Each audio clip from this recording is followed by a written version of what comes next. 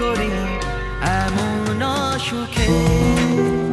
জীবনের সবচেয়ে নিঃস্বার্থ ভালোবাসা কখনো কখনো মানুষের কাছ থেকে নয়, আসে অবুঝ প্রাণী থেকেও। সেই ভালোবাসা হারিয়ে আজ ভেঙে পড়েছেন টলিউডের জনপ্রিয় অভিনেতা দেব। ৪ মে রাজ্য জুড়ে ভোট গণনা চলছে। ঠিক তখনই অভিনেতা তথা তৃণমূল সাংসদ দেবের পরিবারের শোকের ছায়া। পোষ্যকে হারিয়ে মন খারাপ অভিনেতার। দেবের 2 পোষ্য লাকি এবং হ্যাপি। 2 পোষ্যকে নিজের সন্তানই ভাবতেন দেব। স্বাভাবিকভাবেই এই ঘটনায় খুবই মন খারাপ তার।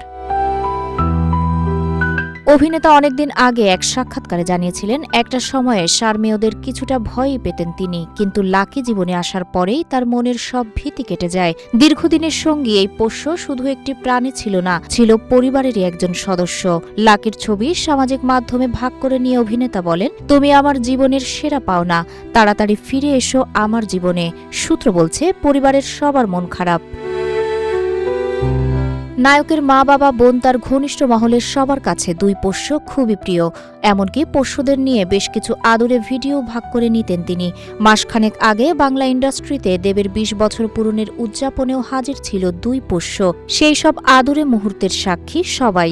প্রায় 14 বছরের সঙ্গীকে বিদায় জানিয়ে মন ভালো নেই দেবের।